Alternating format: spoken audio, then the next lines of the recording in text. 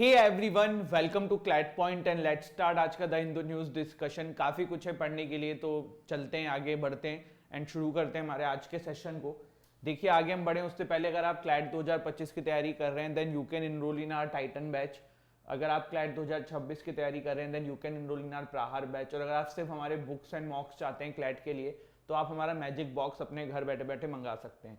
इन सभी कोर्सेज की डिटेल में जानकारी आपको डिस्क्रिप्शन से हमारी ऐप या वेबसाइट विजिट करके मिल जाएगी।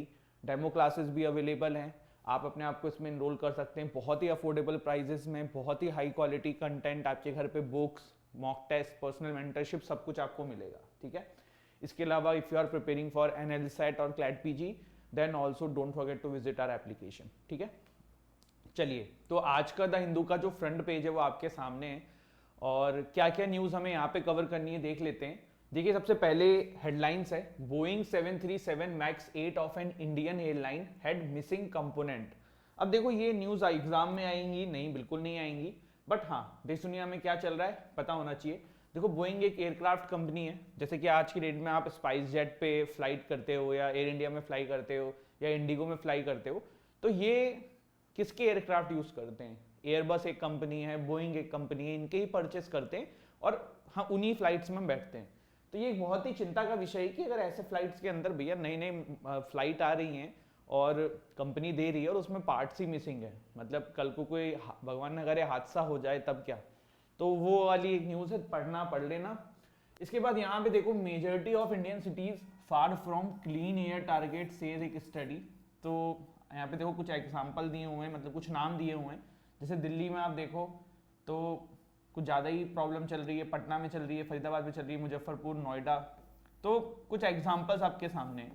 पॉइंट ये है कि this is also not for your exam, just front page था और कुछ पता होना चाहिए कि क्या चल रहा है देश दुनिया में, उस हिसाब से वो न्यूज़ हमने कवर करी है। ठीक है, इसके बाद देखो अगला न्यूज़ आर्टिकल जो है वो बिल्किस बानो जी के ऊपर है। एक एडिटोरियल आया हुआ है द हिंदू में, उनके केस के ऊपर, ना कि उनके ऊपर। हमने ये आर्टिकल बिल्कुल डिटेल में डिस्कस किया हुआ है।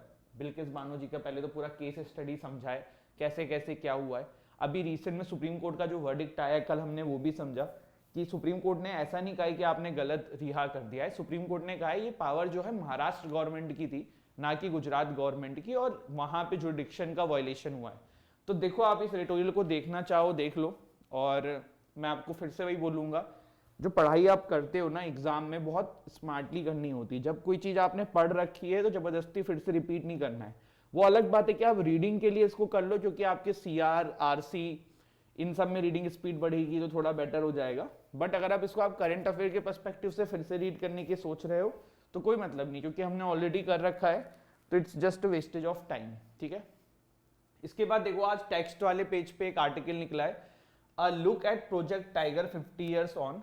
लास्ट ईयर प्रोजेक्ट टाइगर को 50 साल हो गए थे, इस बार अप्रैल में 51 ईयर्स हो जाएंगे। प्रोजेक्ट टाइगर क्या है पूरी कहानी, इसको डिटेल में समझने की कोशिश करते हैं। देखो, जैसे ही आप नाम से समझ सकते हो कि हाँ टाइगर से रिलेटेड कुछ है प्रोजेक्ट टाइगर। ठीक, अब क्यों लाया गया था भारत में? देखो, जब प्रोजेक्ट टाइगर नहीं आया था उससे पहले टाइगर की संख्या जो है ना वो बहुत जल्दी से कम होती जा रही थी। मतलब काफी ज्यादा इनका शिकार होता था और कोई लॉ वो था नहीं इसके लिए। आप सारे ऐसे एनिमल्स देख लो, चीता के साथ भी यही हुआ था, हमने इसलिए वो देखा कि एशियाटिक चीता क्यों एक्सटिंक्ट हो गया, वो सारी चीजें। तो सेम चीज आपके टाइगर के साथ भी हो रहा था। तो प्रोजेक्ट टाइगर जो है एक इनिशिएटिव था, किस चीज के लिए, जस्ट अ सेकेंड, हाँ, प्रोजेक्ट टाइगर एक इनिशिएटिव था to save tigers, first initiated in the year April 1, 1973। Jim Corbett National Park Uttarakhand से इसको शुरू किया गया था। ठीक है, इसके अलावा the project tiger is centrally sponsored scheme, ministry of environment, forest and climate change के अंडर में ये चलती है। इंप्लीमेंटिंग अथॉरिटी जो है वो है national tiger conservation authority, NTCA, जिसको 2005 में स्टेब्लिश किया गया था, जिसका हेडक्वार्टर जो है आपका न्यू दिल्ली में है। ठीक है, मैं फिर से रिपीट करता हूं, प्रोजेक्ट टाइगर पहली बार जो है आपका वो अप्रैल 1, 1973 में आया था। It started from gym Corbett National Park Uttarakhand. इसके अलावा प्रोजेक्ट टाइगर एक सेंट्रली स्पॉन्सर्ड स्कीम है, कौन सी मिनिस्ट्री के अंडर में, ministry of environment, forest and climate change के अंडर में। इंप्लीमेंटिंग अथॉरिटी आपकी है नेशनल टाइगर कंजर्वेशन अथॉरिटी, जिसको 2005 में स्टैब्लिश किया गया था। अब भारत में देखो क्या था, राजा जो थे या ब्रिटिशर्स जो थे वो हॉन्ट करते थे, वो मतलब हंटिंग के काफ़ी शौकीन होते थे, पोचिंग होती थी इनकी, जिसकी वजह से काफ़ी सारे नंबर जो हैं वो मतलब कम हो गए थे। अगर आप 1970s के आसपास देखो तो एक अनुमान बताया जाता है कि उस समय भारत में 1820 के आसपास ही टाइगर बचे थे। तो वहाँ पे नीड फील हुई कि टाइगर को प्रोटेक्ट करने की ज़रूरत है। और एक और चीज़ है, देखो इनके पास भारत में शिकार की भी कमी रहती है, जो भी इस तरीके जैसे लायन हो गए, टाइगर हो गए, तो इस वजह से भी इनकी संख्या जो है वो कम हो रही थी। फिर देखो उस समय डॉक्टर कैलाश संकला करके एक नोटेबल कंजर्वेशनिस्ट थे, उन्होंने पर्सनल अपील रखी थी उस समय की जो प्राइम मिनिस्टर थी इंदिरा गांधी जी को, कि भैया इन टाइगरों को बचाने के लिए कुछ करना चाहिए। और इंदिरा गांधी जी को भी उनकी बात समझ में आई, और वहीं से फिर आपका प्रोजेक्ट टाइगर शुरू हुआ। वाइल्ड लाइफ प्रोटेक्शन एक्ट आया 1972 का, जिसके अंदर इस तरीके के जानवरों को मारने की सजा दे दी गई, शिकार करना मना कर दिया गया, और इस तरीके की चीजें सारी हुई। 1973 में प्रोजेक्ट टाइगर जो है वो लॉन्च किया गया, और कैलाश संकला जी जिन्होंने सब चीज स्टार्ट करवाई थी वो पहले डायरेक्टर बने थे इस प्रोजेक्ट के। ठीक है, चलो बहुत बढ़िया। भारत के अंदर आज की डेट में अगर आप देखो तो 18 स्टेट्स के अंदर टाइगर रिजर्व्स हैं जो प्रोजेक्ट टाइगर के थ्रू ही शुरू हुए थे। रिसेंटली आपके 54 टाइगर रिजर्व्स हैं, जो मेरे पास लास्ट आंकड़ा था मैंने उसके हिसाब से डाला है, मे बी एक आध ऊपर नीचे हो सकता है, आप एक बार चेक कर लेना। Guru Ghasidas National Park and Tamor Pingla wildlife sanctuary जो है छत्तीसगढ़ में, ये लेटेस्ट है।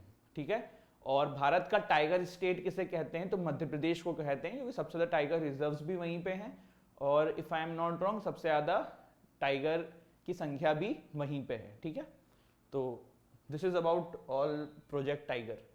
एक और चीज इसी से रिलेटेड देख लो, जब हम इतना कर ही रहे हैं तो हमें पता होना चाहिए वर्ल्ड टाइगर डे कब होता है, 29 जुलाई को, और टाइगर का साइंटिफिक नेम है Panthera tigress. IUCN red list जो होती है उसमें इंडेंजर कैटेगरी में है टाइगर। ठीक है, चलिए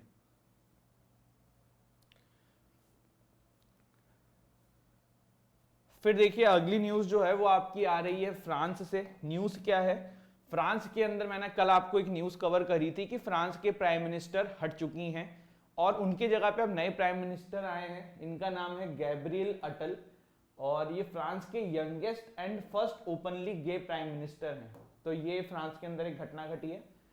अब ऐसे नाम थोड़े से इंपॉर्टेंट भी हो जाते हैं क्योंकि ऑफ कोर्स यंगेस्ट तो हैं ही हैं, और ओपनली गे ये पहले आपके फ्रांस के प्राइम मिनिस्टर हैं, तो वो भी एक इंपॉर्टेंट चीज हो जाती है। ठीक है, इसके बाद साउथ कोरिया की पार्लियामेंट ने एक बिल पास किया है डॉग मीट के ट्रेड को बैन करने का। देखो साउथ कोरिया हो गया, चाइना हो गया, इवन भारत में नॉर्थ ईस्ट में भी कुछ कुछ जगह है जहां पे डॉग्स को खाया जाता है। ठीक है, और फिर शायद साउथ कोरिया है तो नॉर्थ कोरिया में भी होता होगा। पॉइंट ये है कि बहुत जगहों पे डॉग के मीट का सेवन किया जाता है। तो साउथ कोरिया में कुछ लोग काफी समय से डिमांड कर रहे थे कि यार डॉग के मीट का सेवन बंद कराना चाहिए इसको, क्योंकि लोग अपने ही पालतू डॉग्स को मार डाल रहे थे, उसको पका के खा ले रहे थे, इस तरीके की चीजें देखने को मिल रही थी। तो साउथ कोरिया के अंदर अब एक बिल आ गया है जिसमें डॉग के मीट के ट्रेड को बैन कर दिया गया है। तो इसका मतलब फिर डॉग्स को अब स्लॉटर नहीं किया जाएगा। तो ये यहाँ पे ये वाली न्यूज है। ठीक है, इसके बाद है Agnipath scheme could mean the end of Nepalese Gurkhas in Indian Army. देखो पहले तो ये समझो कि गुरखा आर्मी क्या होती है, फिर इस न्यूज को हम कंटेक्स्ट लेके समझेंगे कि क्या कहने की कोशिश कर रहा है न्यूज। ठीक है, देखो भारत की बात करें तो नेपाल हमारे साथ बहुत सारे टाइज हैं, कल्चरल टाइज हैं, सारी चीजें हैं। तो जब ब्रिटिशर्स भारत में थे, जब भारत को ब्रिटिशर्स ने अपने अंडर में ले रखा था, उस समय ना एंग्लो नेपलीज वॉर हुई थी, मतलब ब्रिटिशर्स की नेपाल से लड़ाई हुई थी। वो हुई थी 1814 से 16 के बीच में। उस समय ना ब्रिटिशर्स को एक बात समझ में आ गई थी कि यार नेपाली जो सोल्जर्स होते हैं ना, they are very brave and बहुत ही टेक्टिकली स्ट्रांग होते हैं। उनको ये चीज समझ में आई थी। तो 1814 से 16 के बीच में ये सारी चीजें, ये नेपलीज वॉर हुआ था, उस समय ब्रिटिशर्स को इनकी इंपॉर्टेंस फील हुई। अब क्या हुआ, ब्रिटिशर्स ने डिसाइड किया इस वॉर के बाद कि हम ना हमारी आर्मी के अंदर गोरखा सोल्जर्स को भी इंक्लूड करेंगे। अब वहां से उन्होंने रिक्रूटमेंट शुरू कर दिया नेपाली सोल्जर्स का ब्रिटिश आर्मी के अंदर, और उसे ही गोरखा सोल्जर्स कहा जाने लगा। ठीक है, 1815 से इनका रिक्रूटमेंट जो है वो आपने देखा कि शुरू कर दिया गया ब्रिटिशर्स के द्वारा अपनी आर्मी के अंदर, जिससे कि ये लोग गोरखा जो सोल्जर्स हैं वो ब्रिटिश आर्मी के लिए लड़ाई लड़े। 1947 में जब देश को आजादी मिली तब ट्राई पार्टी एग्रीमेंट साइन हुआ। ब्रिटिश आर्मी, ठीक है, और इंडिया एंड नेपालीज जो समय सरकार चला रहे थे वहां पे, उनके बीच में, ठीक है, नेपालीज रेजिमा के बीच में। उसमें ये हुआ कि गोरखा सोल्जर्स को अभी भी इंडिया एंड ब्रिटिशर्स जो हैं वो रिक्रूट करेंगे। इवन आज की डेट में एलिजाबेथ टू जो क्वीन है ना, उनके भी 2 सोल्जर्स जो हैं, उनके भी जो 2 गार्ड हैं वो गोरखा सोल्जर्स ही हैं। और भारत में भी बहुत ज्यादा गोरखा सोल्जर्स जो हैं हमारी आर्मी में रिक्रूट किए जाते थे समय समय पे। तो 1947 tripartite agreement between India, Nepal and UK deals with the military service of Gorkha soldiers from Nepal. ठीक, फिर कहानी आगे बढ़ी, कहानी इसी में और समझ लो, जैसे queen Elizabeth two of Britain जो है वो 2 पर्सनल गुरखाज ऑफिसर के द्वारा गार्ड की जाती हैं।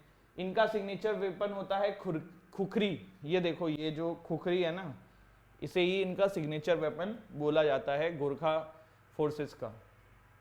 फिर तो अब अभी क्या कंटेक्स्ट है? अभी कंटेक्स्ट है कि आपको पता है कि इंडियन आर्मी ने अब लॉन्ग टर्म के लिए सोल्जर्स हायर करने कम कर दिए हैं। अग्निपथ स्कीम में 5 साल के लिए था, तो उसके वजह से इंडियन आर्मी ने अब गोरखा जो फोर्स हम लोग नेपाल से रिक्रूट करते थे, हमने गोरखा रेजिमेंट में भी नए पर्सनल सब रिक्रूट करने बंद कर दिए हैं। तो वही यहाँ पे न्यूज आई है कि it could be the end of the Gorkhas regiment in India, क्योंकि अभी जो हैं वो सर्व करके जैसे जैसे रिटायर होते जाएंगे फिर नए नहीं आएंगे, वो बात है। और गोरखाज ब्रिटिश आर्मी आज भी रिक्रूट करती है। ब्रिटिश ने सिंगापुर की पुलिस फोर्स भी गोरखाज जो हैं उनको रिक्रूट करती हैं। अब इसमें मुझे जो एक पॉइंट और है कि गोरखाज क्यों बोला जाता है, क्योंकि नेपाल के अंदर ना एक ये पर्टिकुलर कम्युनिटी होती थी जो पहले वॉरियर क्लेन होती थी, तो वहां से इसका नाम जो है ना फिर वो इजाद हुआ। And they are very good fighters, तो ये एक बहुत जेन्युइन रीजन है कि इनकी सबको नीड पड़ती है। फिर यहाँ पे देखिए स्पोर्ट्स की न्यूज है, Shami focus on fitness 5 test series against England. ये न्यूज इंपॉर्टेंट नहीं है, इंग्लैंड न्यूज इंपॉर्टेंट है कि मोहम्मद शमी को अर्जुन अवार्ड मिला है। और सिर्फ मोहम्मद शमी को नहीं मिला है, इनके साथ जो है ना वो आपके 26 एथलीट्स को और मिला है अर्जुन अवार्ड, जिसमें देखो एक और नाम है जैसे कि शीतल देवी जो पैरा आर्चर है भारत की, उनको भी इसमें मिला है। ऐसे और भी 24 एथलीट हैं जिनको मिला है। अर्जुन अवार्ड क्या है? 1961 में पहली बार मिला था, इस तरीके का ये अवार्ड है। दिस इज इट, इसमें और तो कुछ काम की चीज है नहीं। गवर्नमेंट ऑफ इंडिया के द्वारा दिया जाता है, स्पोर्ट्स ऑनर इन इंडिया है। तो ये अबाउट दिस अर्जुन अवार्ड, और ये था हमारा आज का न्यूज सेशन। अब एक बार जल्दी से रिवाइज कर लेते हैं आज हमने क्या क्या देखा। तो लास्ट में हमने देखो अर्जुन अवार्ड के बारे में देखा, हमने मोहम्मद शमी को अवार्ड मिला है ये समझा। हमने गोरखास जो फोर्स है भारत के अंदर, गोरखा रेजिमेंट जो है उसके बारे में देखा। न्यूज क्या कह रही थी कि Agnipath scheme could mean the end of Nepalese Gurkhas in Indian army, तो ये हमने डिटेल में समझने की कोशिश करी। Gabriel Attal picked as France youngest and first openly gay PM, समझ लिया। South Korea parliament passes bill banning dog meat trade. World tiger day 29 July, about tiger Panthera tigris IUCN red list में endangered है। हमने पूरा project tiger के बारे में समझा है। क्यों समझा है? क्योंकि आज टेक्स्ट वाले पेज पे पूरा आर्टिकल निकला है। लास्ट ईयर इसको 50 ईयर्स हो गए थे, इस साल अप्रैल में 51 ईयर्स हो जाएंगे।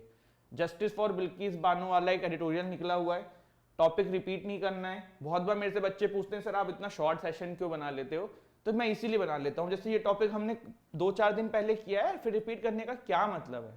अगर आप लोग रेगुलर सेशन देख रहे हो तो आपने भी टॉपिक कर लिया है ना। अब जस्ट बिकॉज मुझे लेंथ अपनी 40 मिनट की करनी है क्लास की, मैं वही चीज बार बार आपको रिपीट करूं, क्या मतलब है? या फिर मुझे कोई टॉपिक इंपॉर्टेंट नहीं लग रहा है, बस क्लास में पढ़ाना है, 40 मिनट की क्लास करनी है, इसके लिए जबरदस्ती खींचता रहूं, मतलब नहीं है। मेरा पॉइंट बहुत सिंपल है, आपको वही कंटेंट देना जो आपके लिए सही हो, काम का हो। अगर बच्चा 50 मिनट द हिंदू एनालिसिस देखेगा, 40 मिनट न्यूज़पेपर पढ़ेगा, तो बाकी एग्जाम की तैयारी कब करेगा? मतलब तुमने 1-1.5 से 2 घंटे तो न्यूज़पेपर को ही दे डाले, फिर तुम करंट अफेयर की मैगजीन कब करने वाले हो? तुम बाकी सब्जेक्ट्स कब करने वाले हो? 3-4 साढ़े 4 घंटे से ज्यादा पढ़ाई नहीं करता है बच्चा क्लैट के लिए। तो पॉइंट ये, अपने टाइम को बहुत सदुपयोग करो और सही जगह पे यूटिलाइज करो, ठीक है। इट्स नॉट ऑलवेज लाइक कि जो बहुत दिखने में बहुत बड़ा है या वह है वही सब आप कर लोगे तो बहुत हो जाएगा। पॉइंट ये, कम करो लेकिन एक्यूरेट करो, दैट्स इट, ठीक है। तो this is it and I hope you have like this video. Don't forget to like share subscribe the channel. हंसते रहिए, मुस्कुराते रहिए, पढ़ाई करते रहिए। और देखो, करंट अफेयर के लिए मैंने आपको बार बार ये बोला है, मैं फिर से एक बार वार्न कर देता हूँ। करंट अफेयर बहुत अनप्रिडिक्टेबल है क्लैट के एग्जाम में। जैसे कि 2024 का क्लैट का पेपर आप देखोगे तो बहुत ही हलवा क्लैट मतलब करंट अफेयर्स थी। जिसने 10 दिन भी पढ़ाई करी होगी ठीक ठाक नंबर ले आया होगा। पर वहीं 2023 का देखो तो ऐसा करंट अफेयर का पेपर था कि मतलब हाथ पैर फूल गए थे बड़े बड़े लोगों के। पॉइंट ये है ना कि करंट अफेयर आप बहुत ज़्यादा पढ़ लोगे उससे भी कोई बेनिफिट नहीं है, बहुत कम पढ़ोगे उससे भी कोई बेनिफिट नहीं है। आप मतलब भर की पढ़ाई करो करंट अफेयर में। जैसे कि एक आध मैगजीन कर लो, हिंदू एनालिसिस जिसका भी देख रहे हो देख लो, अपना हिंदू न्यूज़पेपर थोड़ा रीडिंग कर लो। रीडिंग बहुत जरूरी है क्योंकि आपको आरसी सीआर वहीं से बनेगी, लीगल की नॉलेज वहां से आएगी। तो पॉइंट ये कि आपको ये चीज़ें धीरे धीरे करते हुए चलनी है। अगर नहीं करोगे तो लॉन्ग टर्म में बहुत दिक्कत में फंस जाओगे। और बहुत ज़्यादा समय मत वेस्ट करना। बहुत बार बच्चे क्या होता है, सिर्फ current affair current affairs current affairs current affairs. अरे भाई, करंट अफेयर एक पार्ट है, बाकी भी एग्जाम में सब्जेक्ट है। और मैं बार बार बोलता हूँ क्लैट के बच्चों के लिए स्पेशली, क्वांट को नजरअंदाज मत करना। Quant is a very important part. यही गेम मेकर है क्लैट के अंदर। और बहुत ईजी वाली क्वांट आती है क्लैट के अंदर, तो आप कर सकते हो, ठीक है। तो this is it, thank you so much.